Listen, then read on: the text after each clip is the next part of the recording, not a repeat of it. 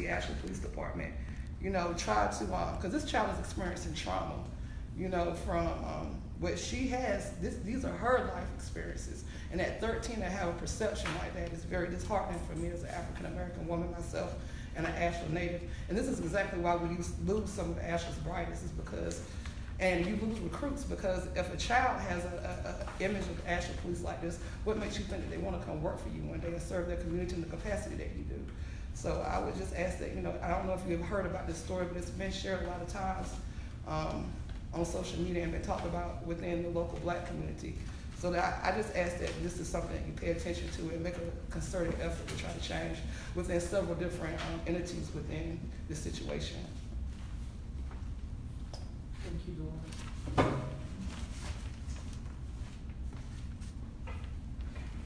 Hello, everyone.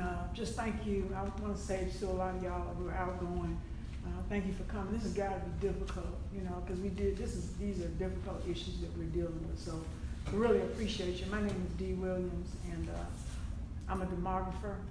That's one job I've got. I'm also chairman of the NAACP Criminal Justice Reform Committee.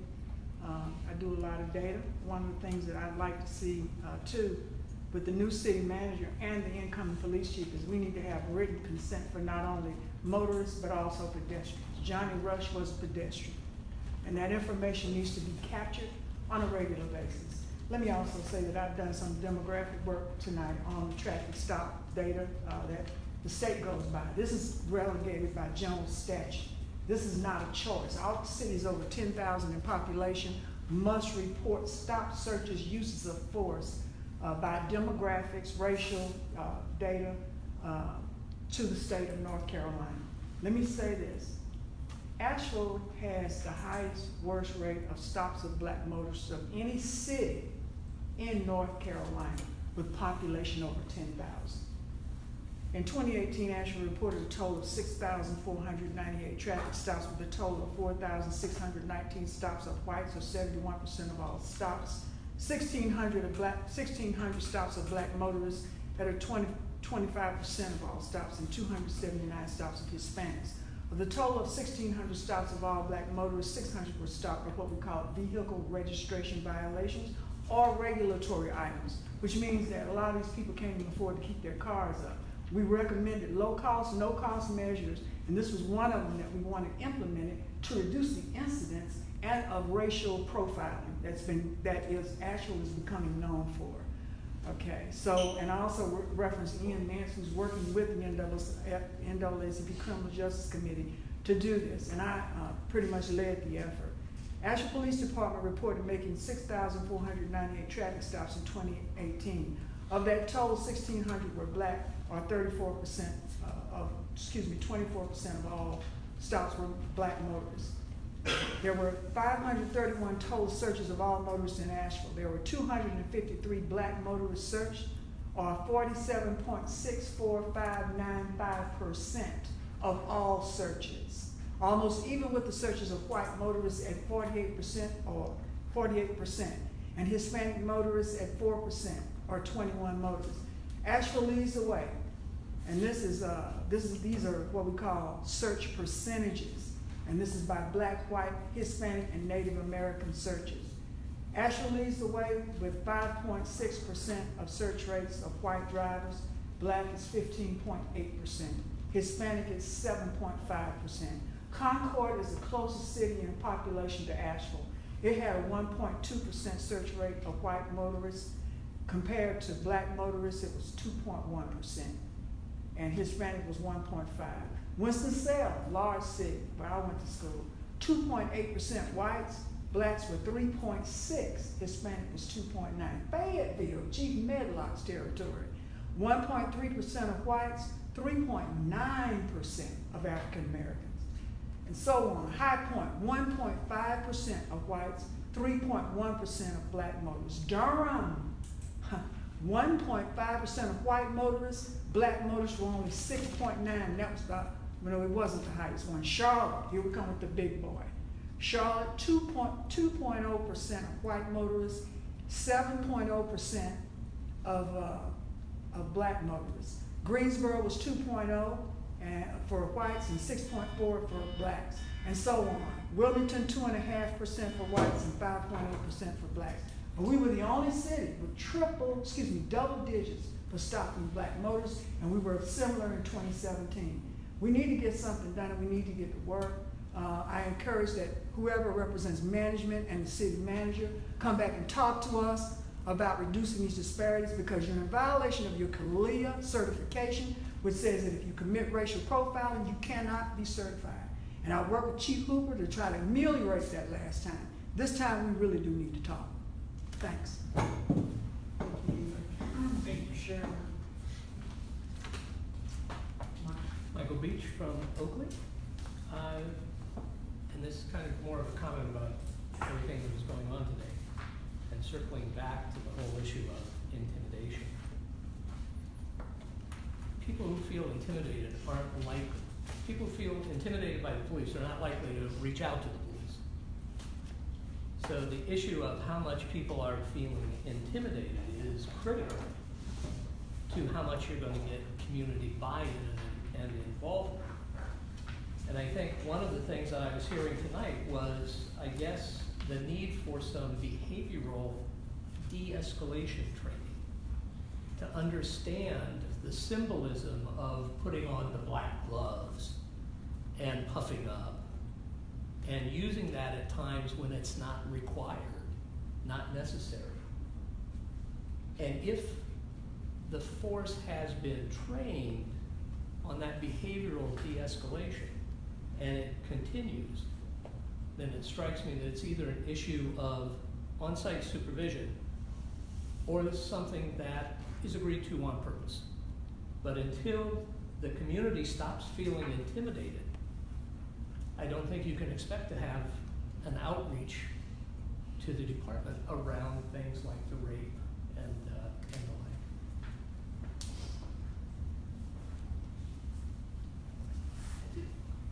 Thank you, Michael. Can't ask a question in the audience. Oh, yeah, that's what Gary's here for. Just a quick question of what you touched on. Loss of accreditation, does that result in loss of funding? So my question is, if we keep perpetuating fear, that stops reports, that keeps those numbers low, and that keeps that accreditation and that funding flowing. So do we need to address that cycle? When we start talking about the cycle of the puffing up and the putting on the gloves, and it being present, and whether or not it's agreed to or if it's subconscious, that culture is what needs to be addressed. So if that culture is there to keep those reports low and that funding flowing, that's the problem. Like we keep talking about the elephant in the room, but there's really no answer to how we can do it. That just clicked in my mind when she said that the accreditation, yeah, that leads to funding. So what's the real issue? Which accreditation are you talking about? CALEA. CALEA? Yeah. There's a clause in CALEA that says any department that is documented to have racial profiling cannot be CALEA So certified. there's no requirement for the agency to participate in the accreditation program. We choose to participate in that program. Are you more out to get funding if you're accredited? No. Okay. It has nothing to do with funding. Basically, we pay to get that accreditation. So if they come back and say, we're not going to accredit you, it doesn't change anything other than we have to go take the sticker off the car. That's the only change. It changes credibility. It is. Well, credibility, yes, but I'm talking about from a financial Black eye. standpoint. There's no grants or anything like that. We do not get any financial rewards from being nationally accredited. But I've never heard it from the angle that you looked at, which you just mentioned. With us as an agency, if somebody's a victim of a crime, we've got to find a way to get that communication across so we can look into it as an agency and we can follow up.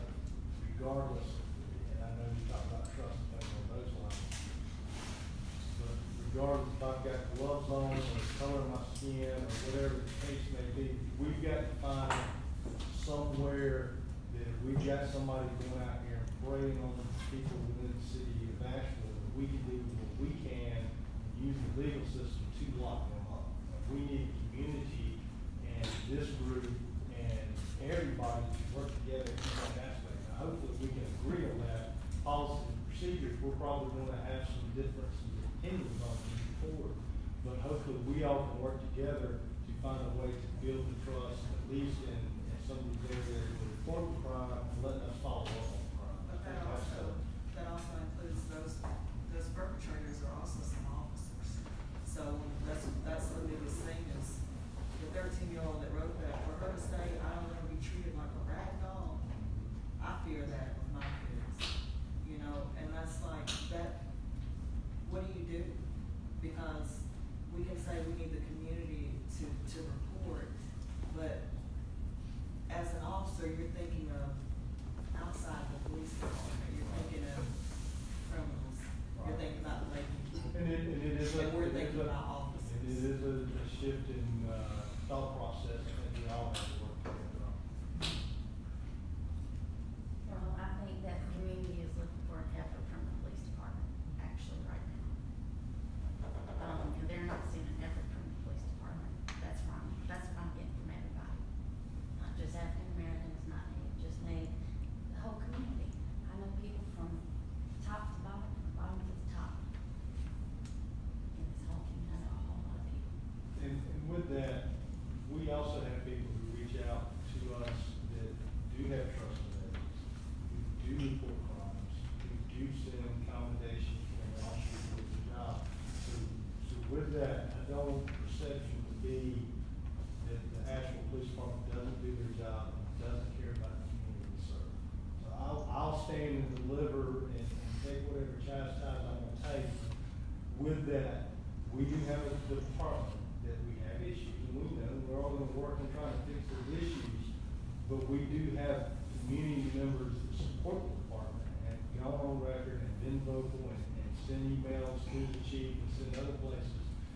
And we do have other people have mistrust with the agency.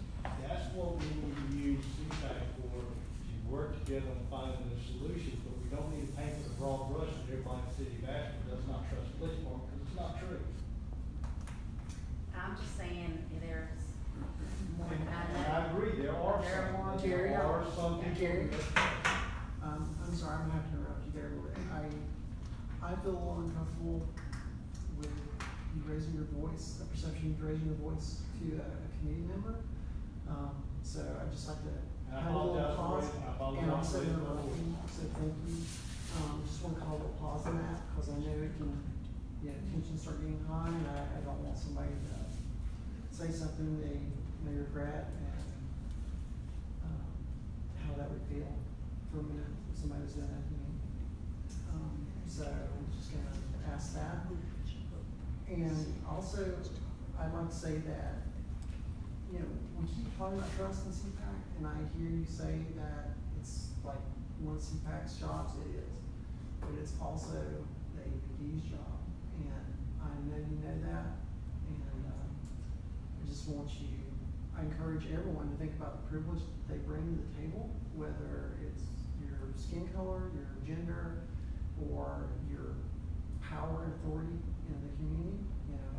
Also the privilege of being internally audited, and the perceptions of that. And trust is hard to build, and it usually takes the person with the most power to do the most work to start that trust relationship. So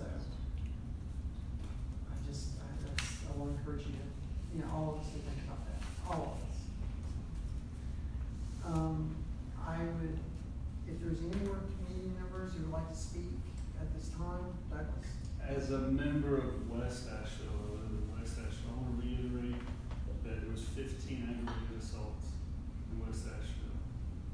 Shootings in Burton Street, Piscaview, Beaverview, Derek Lee Jr.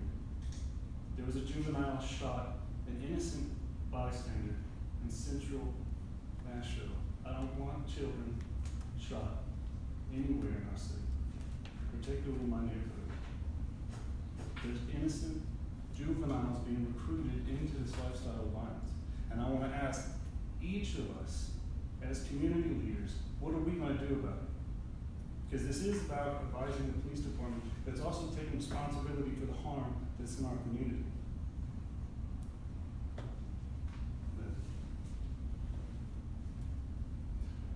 I'm aware of what's going on in the West. I'm very aware of what's going on, especially in those communities that you mentioned. And this is not to take away from, the police doing their part and, speaking about the community. Yes, there are juveniles out there with guns. So I'm not, it's not to go tit for tat, anything like that, but it's a large group of people trying to, actually trying to make this better. But at the same time, as we're trying to make this better, you still have a group of people that are living in the system of oppression. So when they're living in the system of oppression, a lot of them, the first thing they think is to fight and survive. So let's not just look at the places where this is happening at, let's look at the reasoning for this.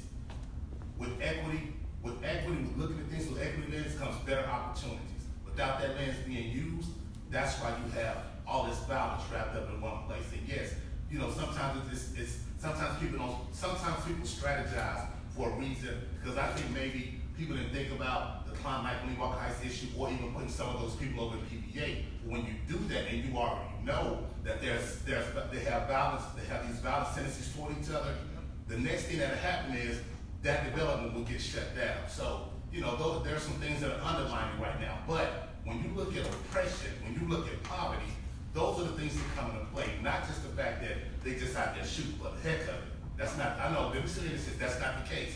But you're right, there's no child that deserves to die like that. So there's a whole lot of people out there in the neighborhood trying to do their best. And we know the APD, we know the Asheville Police Department. We know that some of them do their best. But I was in Klondike during the shooting. I explained this one time when I was in Klondike during the shooting. I was there when they called the police. And I was there 2 hours later when the police finally came by. I was in Hillcrest when a girl got beat up by her boyfriend because she's one of the students at Green Opportunities. I was there. And it took the police 4 hours to come and check on this little girl. So, there's always something that's gonna happen. But let's look at the underlying effect. CPAC is here for a reason, and we hopefully everybody from the community will come together to try to make Asheville better. But until we look at this thing through an equity lens and understand that poverty is the reason for this, and because people don't have certain, access to certain things to make their lives better, and it's all right there in that one little section, things are bound to happen. But there are a lot of people out there trying to make it better. I see some in the room right now. So. No, I agree. The systemic harms that led to the conditions that we're in, like the redlining map shows, they didn't start now, but it's not going to be, we are not going to arrest our way out of this. It's not going to be done through enforcement. We need to come together as allies to try to get the resources that we need to invest in these communities and change the conditions so that we don't perpetuate the same level of harm. So we're not here 10 years from now still talking about the same problems. I agree. Michael, I appreciate that. Thank you. Oh, you're welcome. If I may, I just want to speak to the Lee Walk. So I wrote down your concerns, and I appreciate your concerns. I just think we have to be careful. What we don't want to do is start to stereotype our own people. So, we know people might hang out in developments, they may associate themselves with people in the neighborhood, they may not be residents at all, right? And so if they do something, people will often equate that action to those people, so we've had allegations of crime coming from Hawk Creek, and then we've had people say, well, crime has happened here, crime has happened there, that's those Lee Walker residents. We have to be very careful about saying that. I know many of the residents there, if we don't have proof to say that it's the Lee Walker residents, you stereotype, right? Not to say that it isn't the residents, but we just have to be very careful about that, okay? So. I don't think so. I'm sorry, Morris, it's supposed to be one way, and I know tensions are getting higher, which I actually think is good, because it's good for us to sit with our discomfort. I'm a believer in that. I like that. I appreciate people getting heated and getting emotional when it's kept to a civil tone, because it does let us walk away from this and think about it tonight.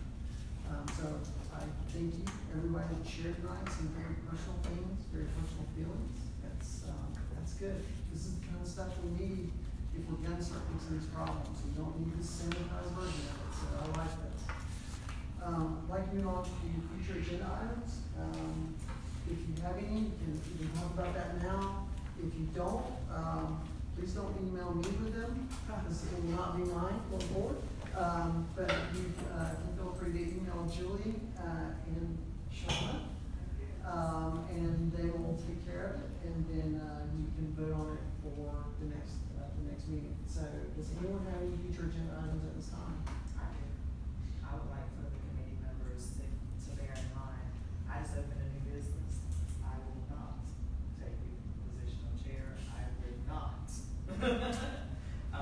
I can't even promise, that my mind is in the right place all the time to return emails. I hadn't checked the email Julie sent me this morning, so, please bear in mind, if you would like to do, interim chair until October. Yeah, the committee is. Yeah, if we decide to go that way, so keep that in the back of your mind. Yeah, and I just wanna say, if you are interested in being chair, please feel free to ask me what it looks like. I'm happy to tell you the kind of time commitments and communications that it takes. I've been less than perfect. So it doesn't take a perfect person, but it does take time and commitment to do it. So I'm happy to help anybody if they have questions. I just have one other future agenda item. I was hoping, and it's been a while since we talked about it, so it's kind of like an old and future agenda item. I think the last time we got an update about it was from Wade, but y'all had been in contact with New Orleans law enforcement about, it was like an acronym, 4 letters, maybe FUSE or something. PERF. And so it was a peer intervention training that y'all were looking into, and it was part of all of those guidelines that y'all were gonna adapt. And the last update we got was a lot of people were interested in that curriculum in New Orleans, so there was just a long wait to get in contact and get that training. Is that where it's